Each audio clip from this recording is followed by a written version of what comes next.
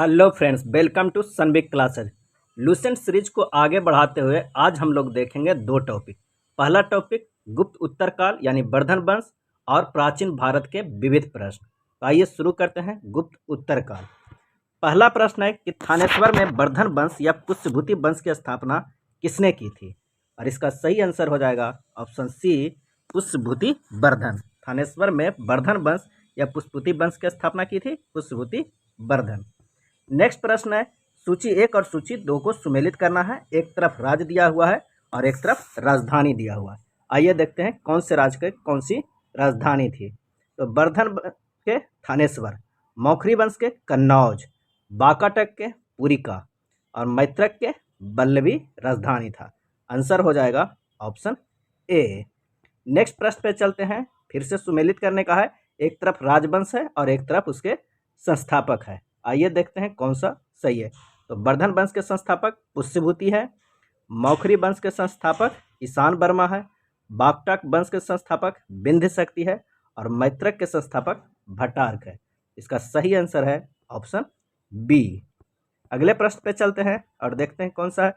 तो कदम्ब राज की स्थापना मयूर दर्शन ने की थी। उसने अपनी राजधानी बनाई थी। कहाँ बनाई थी? आंसर हो जाएगा ऑप्शन सी, बैजंती या बनवासी को। कदम्ब राज की स्थापना किसने किया था? मयूर शर्मन ने। राजधानी बनाई थी बैजंती या बनवासी को। नेक्स्ट है, निम्नलिखित वह अंतिम बौद्ध राजा कौन था जो संस्कृत का महान विद्वान और लेखक था? सही आंसर हो जाएगा ऑप्शन डी, हर्षवर्धन। हर्षचरित किसके द्वारा लिखी गई थी? आंसर हो जाएगा ऑप्शन बी, बाणभट्ट के द्वारा। बाणभट्ट के द्वारा हर्षचरित लिखी गई थी। अगला प्रश्न है कि हर्षवर्धन के समय में कौन सा चीनी या तीर्थयात्री भारत आया था? हर्षवर्धन के समय। आंसर हो जाएगा ऑप्शन डी, ह्वेनसांग। ह्वेनसांग हर्षवर्धन के काल में आया था भारत। नेक्स्ट है, चालुक्य राजा पुलकेशिन सेकंड को किसने पराजित किया था? आंसर हो जाएगा option B, Narasimha Varman first. किस व्यक्ति को द्वितीय अशोक कहा जाता है? आंसर हो जाएगा ऑप्शन डी, हर्षवर्धन को द्वितीय अशोक कहा जाता है। बाणभट्ट किस सम्राट के दरबारी कवि था? इसका आंसर हो जाएगा ऑप्शन सी, हर्षवर्धन के। नेक्स्ट प्रश्न पे चलते हैं। हर्ष और पुलकेशिन सेकंड के मध्य हुए संघर्ष की जानकारी कहाँ से मिलती है? और इसका आंसर हो जाएगा ऑप्शन ए, एहोल अभिलेख में मिलता है। हर्षवर्धन एवं पुलकेशिन सेकंड के मध्य हुए संघर्ष की जानकारी। प्रतापशील, हूणहरिण केसरी, महाराजाधिराज नामक उपाधियां निम्न में से किसकी थी? आंसर हो जाएगा ऑप्शन बी, प्रभाकर वर्धन की। प्रतापशील, हूणहरिण केसरी, महाराजाधिराज की उपाधि प्रभाकर वर्धन की है। नेक्स्ट है, सम्राट हर्ष ने अपनी राजधानी थानेश्वर से कहाँ स्थानांतरित की थी? और इसका आंसर हो जाएगा ऑप्शन सी, कन्नौज। शकलोत्त्रापथान किसे कहा जाता है? शकलोत्त्रापथान किसे कहा जाता है? आंसर हो जाएगा ऑप्शन बी, हर्षवर्धन के। नेक्स्ट है, ह्वेनसांग ने किसे शिलादित्य कहा था? शिलादित्य कहा था ह्वेनसांग ने किसे? आंसर हो जाएगा ऑप्शन डी, हर्षवर्धन को। अगला है, गुप्त वंश के ह्रास के पश्चात उत्तर भारत में बड़े भाग का पुनर्गठन किसने किया? सही आंसर हो जाएगा ऑप्शन सी, हर्षवर्धन। बंगाल का कौन सा शासक हर्ष का समकालीन था? आंसर हो जाएगा ऑप्शन ए, शशांक। चालुक्य शासक पुलकेशिन सेकंड ने किस नदी के किनारे हर्षवर्धन को परास्त किया था? पुलकेशिन सेकंड ने किस नदी के किनारे हर्षवर्धन को परास्त किया था? आंसर हो जाएगा ऑप्शन सी, नर्मदा नदी के किनारे। हर्ष के शासनकाल में उत्तर भारत का सबसे बड़ा महत्वपूर्ण शहर कौन सा था? इसका आंसर हो जाएगा ऑप्शन सी, कन्नौज। चलिए नेक्स्ट प्रश्न पे चलते हैं कि हर्ष की जीवनी किसने लिखी है? सही आंसर हो जाएगा ऑप्शन बी, बाणभट्ट ने। हर्षवर्धन अपनी धार्मिक सभा कहाँ किया करता था? आंसर हो जाएगा ऑप्शन बी, प्रयाग में। वर्धन वंश की राजधानी थानेश्वर किस प्रदेश में स्थित है? आंसर हो जाएगा ऑप्शन बी, हरियाणा। हर्षवर्धन की बहन राजश्री का विवाह किसके साथ हुआ था? सही आंसर हो जाएगा ऑप्शन बी, मौखरी नरेश गृह वर्मा से। हर्षवर्धन की बहन राजश्री का विवाह मौखरी नरेश गृह वर्मा से हुआ था। नेक्स्ट प्रश्न पे चलते हैं। हर्षवर्धन के अग्रज राज्यवर्धन सेकंड की हत्या किसने की थी? सही आंसर हो जाएगा ऑप्शन बी, गौड़ नरेश शशांक ने। हर्षवर्धन ने 606 ईस्वी में हर्ष संबंध की स्थापना किस उपलक्ष्य में की थी? आंसर हो जाएगा ऑप्शन ए, अपने राज्यारोहण के उपलक्ष्य में। कौन वर्धन वंश की राजधानी थानेश्वर से कन्नौज ले गया? आंसर हो जाएगा ऑप्शन ए, हर्षवर्धन। कन्नौज किस प्रदेश में स्थित है? आंसर इसका सही हो जाएगा ऑप्शन ए, उत्तर प्रदेश में स्थित है कन्नौज। अगला है ह्वेनसांग की भारत में यात्रा के समय सूती कपड़ों के उत्पादन के लिए सबसे प्रसिद्ध नगर कौन सा था? सही आंसर हो जाएगा ऑप्शन बी, मथुरा। कवि बाणभट्ट निवासी कहाँ का था? आंसर हो जाएगा ऑप्शन बी, थानेश्वर का। नागानंद का रचनाकार कौन था? नागानंद का। और इसका आंसर हो जाएगा ऑप्शन बी, हर्षवर्धन। सम्राट हर्षवर्धन ने दो महान धार्मिक सम्मेलनों का आयोजन किया था। सम्राट हर्षवर्धन ने दो महान धार्मिक सम्मेलनों का आयोजन किया था। कौन कौन सा? आंसर हो जाएगा ऑप्शन ए, कन्नौज व प्रयाग में। कहाँ किया था दो महान धार्मिक सम्मेलनों का? तो कन्नौज व प्रयाग में। अगला प्रश्न है कि नागानंद, रत्नावली एवं प्रियदर्शिका नाटकों के नाटककार कौन थे? आंसर हो जाएगा ऑप्शन डी, हर्षवर्धन। गुर्जरों को किस शासक ने पराजित किया था? सही आंसर हो जाएगा ऑप्शन सी, हर्षवर्धन ने। आज भी भारत में ह्वेनसांग की याद करने का मुख्य कारण क्या है? और इसका कारण है कि CU की रचना किया था। ह्वेनसांग के द्वारा लिखा गया था CU की। अगला प्रश्न है कि हर्षवर्धन के विजयी जीवन में एकमात्र पराजय देने वाला पुलकेशिन सेकंड कहाँ का शासक था? आंसर हो जाएगा ऑप्शन ए, बतापी या बदामी का। हर्षवर्धन ने अपनी पुत्री का विवाह बल्लवी नरेश से किया, जो कि उसकी एक बड़ी कूटनीतिक उपलब्धि थी। बल्लवी नरेश का नाम था, क्या नरेश था? आंसर हो जाएगा option A, Dhruvasena second. Dhruvasena second. 641 ईस्वी में किसने चीन के राजा ताई सुंग के पास एक राजदूत भेजा था? आंसर हो जाएगा ऑप्शन डी, हर्षवर्धन। अगला है हर्षवर्धन के भारतीय मिशन के जवाब में चीनी सम्राट ताई सुंग ने तीन चीनी मिशन हर्षवर्धन के दरबार में भेजे, जिसमें से एक मिशन हर्षवर्धन के मरणोपरांत पहुंचा। अंतिम मिशन में शामिल उस चीनी राजदूत का क्या नाम है जिसने हर्ष की मृत्यु के तुरंत बाद जो घटनाक्रम घटित हुआ उसका विस्तार से वर्णन किया? और इसका आंसर हो जाएगा ऑप्शन ए, वांग वेन से। वांग वेन से। नेक्स्ट है, किस चीनी यात्री को वर्तमान शाक्यमुनि एवं यात्रियों के राजकुमार कहा जाता है? और इसका आंसर हो जाएगा ऑप्शन बी, ह्वेनसांग को। ह्वेनसांग भारत में लगभग कितने साल रहा था? सही आंसर हो जाएगा ऑप्शन सी, 14 वर्ष। 14 वर्ष का वनवास मिला था ह्वेनसांग को भारत के लिए। नेक्स्ट है, ह्वेनसांग के समनार्थ एवं महायान धर्म के प्रचार हर्षवर्धन ने कहाँ महासभा का आयोजन 643 ईस्वी में कराया था? और आंसर हो जाएगा ऑप्शन ए, कन्नौज में। कुंभ मेला का प्रारंभ करने का श्रेय किसे दिया जाता है? आंसर हो जाएगा ऑप्शन सी, हर्षवर्धन को। नर्मदा नदी पर सम्राट हर्ष के दक्षिणावर्ती आक्रमण को रोका है किसने? इसका आंसर हो जाएगा ऑप्शन बी, पुलकेशिन सेकेंड ने। निम्नलिखित में से किसने नालंदा विश्वविद्यालय को 100 गांवों को आया दान स्वरूप दिया था? और इसका आंसर हो जाएगा ऑप्शन डी, हर्षवर्धन। नेक्स्ट है, सूची 1 और सूची 2 को सुमेलित करना है और देखना है कि कौन सा अच्छी है। आइए देखते हैं, एक तरफ राज्य है और एक तरफ राजधानी है। तो हर्षचरित कादम्बरी के लेखक कौन है? तो बाणभट्ट। नीति संगक श्रीकार देता है और भक्ति सूतक के है भृतुहरि। सूर्य शतक के है मयूर। प्रियदर्शी, रत्नावली और नागानंद के है हर्षवर्धन। इसका आंसर हो जाएगा कितना? तो 4 2 3 1। 4 2 3 1। आइए कौन सा ऑप्शन हो जाएगा? Option A, 4 2 3 1। अगले प्रश्न पे चलते हैं कि निम्नलिखित में से कौन हर्षवर्धन के दरबार से संबंध नहीं था? इसका सही आंसर हो जाएगा ऑप्शन बी, कालिदास। नेक्स्ट है, हर्षवर्धन ने किसी नवीन शासन प्रणाली को जन्म नहीं दिया। हर्षवर्धन ने गुप्त शासन प्रणाली को कुछ संशोधनों के साथ अपनाया। और इसका आंसर हो जाएगा ऑप्शन ए, दोनों कथन सही है और रीजन भी शासन की सही व्याख्या करता है। अगला प्रश्न है कि कौन सही सुमेलित है? इनमें से कौन सही सुमेलित है? तो अवंती हर्षवर्धन का प्रधानमंत्री सही सुमेलित है। सिंहनाद महासेनापति ये भी सही है।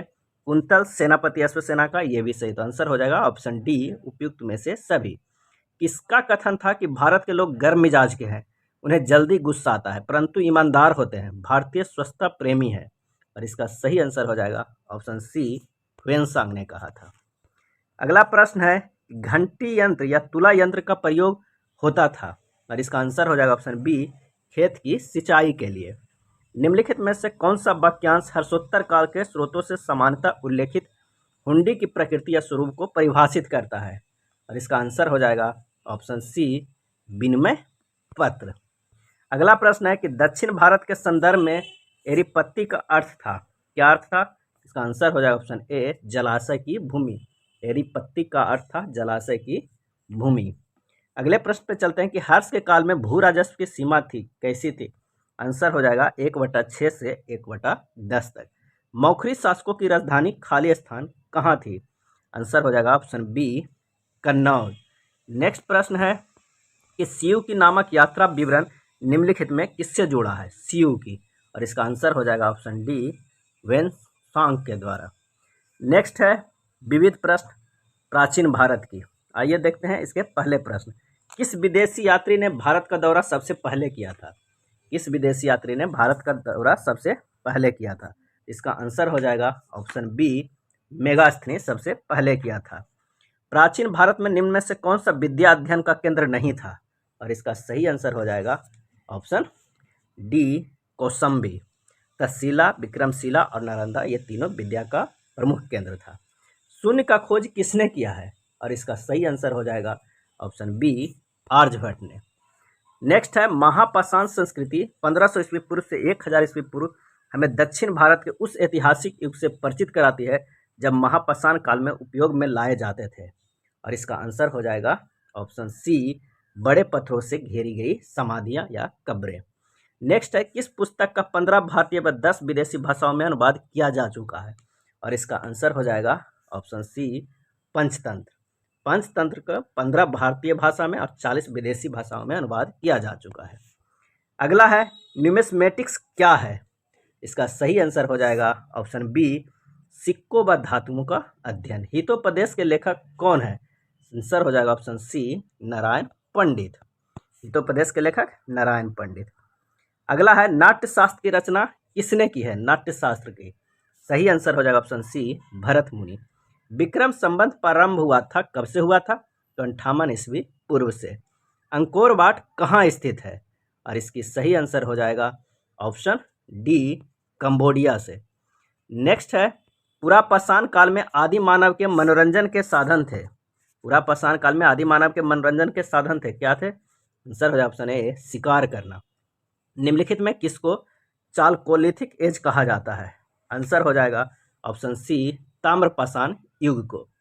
नेक्स्ट है स्वप्नवासवदत्ता का लेखक कौन है? और इसका आंसर हो जाएगा ऑप्शन बी, वास। स्वप्नवासवदत्ता के लेखक हैं वास।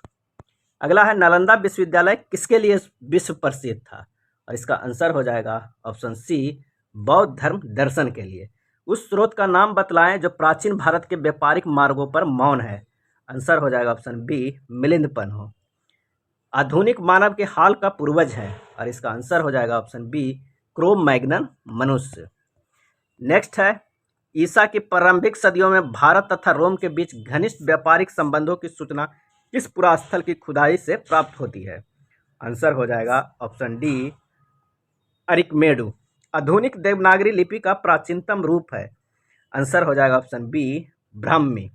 मानव द्वारा सर्वप्रथम प्रयुक्त अनाज था, कौन सा था? आंसर हो जाएगा ऑप्शन बी, गेहूं व जौ। कौन जोड़ा सुमेलित नहीं है ये देखना है?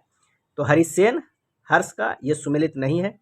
रवि कीर्ति पुलकेशिन सेकंड, भभूति कन्नौज के यशो बर्मन, दंडी नरसिंह बर्मन। अगला प्रश्न है कि काव्य शैली का प्राचीनतम नमूना किसके अभिलेख से मिलता है? आंसर हो जाएगा ऑप्शन ए, रुद्रदमन के। निम्नलिखित में कौन सा बंदरगाह पोडू के नाम से द पेरिप्लस ऑफ द इरिथियन सी, लाल सागर का भ्रमण के अज्ञातनामा लेखक का ज्ञात था? और इसका आंसर हो जाएगा ऑप्शन ए, अरिकामेडु। ताम्राश्म या ताम्रपाषाण काल में महाराष्ट्र के लोग मृतकों के घर के फर्श के नीचे किस तरह रखकर दफनाते थे? और इसका आंसर हो जाएगा ऑप्शन ए, उत्तर से दक्षिण की ओर। भीमबेटका किसके लिए प्रसिद्ध है? भीमबेटका किसके लिए प्रसिद्ध है?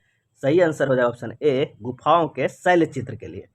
अगला है सुमेलित करने का, तो आइए सुमेलित करते हैं, कौन सा हो जाएगा? रामेश्वरम कहाँ स्थित है? तो तमिलनाडु में। द्वारका गुजरात में। सारनाथ उत्तर प्रदेश में। महाकाल मंदिर कहाँ स्थित है? तो मध्य प्रदेश में। आंसर हो जाएगा ऑप्शन ए। नेक्स्ट है भारतवर्ष के लिए इंडिया शब्द का प्रयोग सर्वप्रथम किसने किया था? सही आंसर हो जाएगा ऑप्शन ए, हेरोडोटस ने। निम्न में से कौन सा नवीनतम समझा जाता है? और सही आंसर हो जाएगा ऑप्शन बी क्रो मैग्नन मानव का। इतिहास के पिता द फादर ऑफ हिस्ट्री की पदवी सही अर्थों में निम्न में से किससे संबंधित है? आंसर हो जाएगा ऑप्शन ए हेरोडोटस। प्राचीन नगर तक्षशिला निम्नलिखित में से किसके बीच स्थित है? और इसका आंसर हो जाएगा ऑप्शन ए सिंधु व झेलम नदी के बीच। नेक्स्ट है निम्नलिखित अंग्रेजों में से कौन था जो जिसने सर्वप्रथम भगवत गीता का अंग्रेजी में अनुवाद किया था? आंसर हो जाएगा ऑप्शन बी चार्ल्स विल्किंस ने भगवत गीता को अंग्रेजी में अनुवाद किया था, सर्वप्रथम चार्ल्स विल्किंस ने।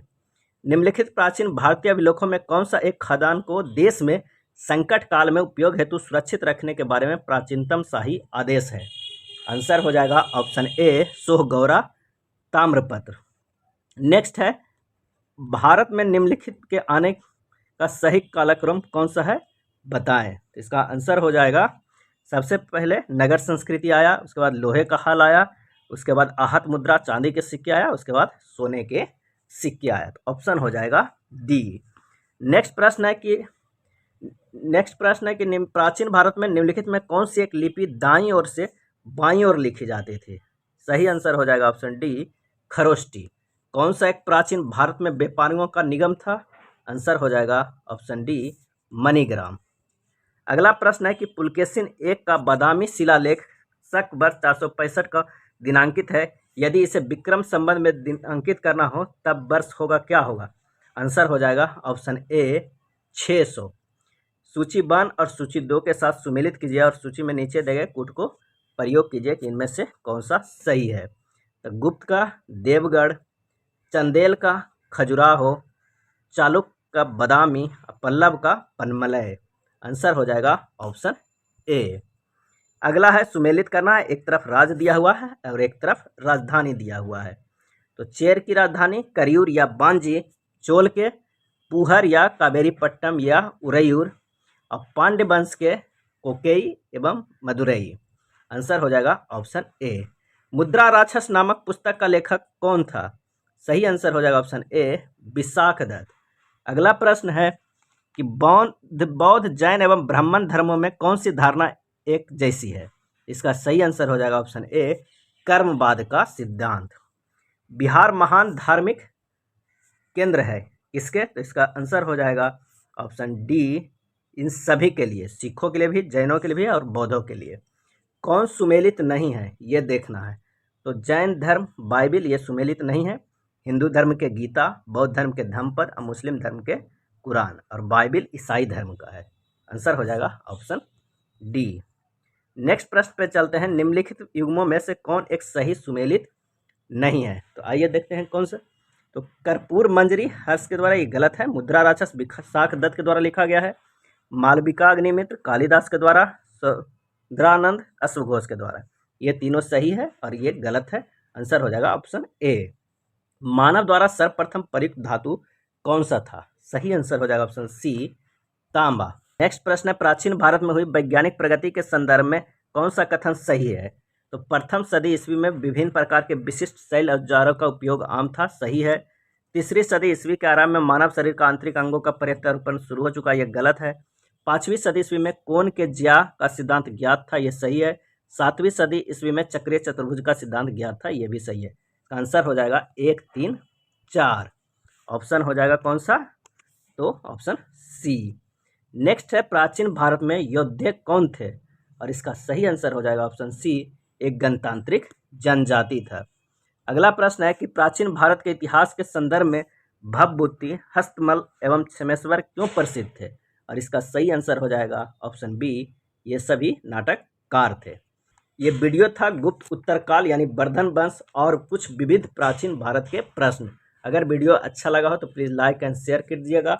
और नेक्स्ट वीडियो में हम लोग शुरू करेंगे मध्यकालीन भारत का, पूर्व मध्यकालीन, जिसमें राजपूत काल का वर्णन होगा 650 ईस्वी से 1206 ईस्वी तक। तब तक के लिए धन्यवाद।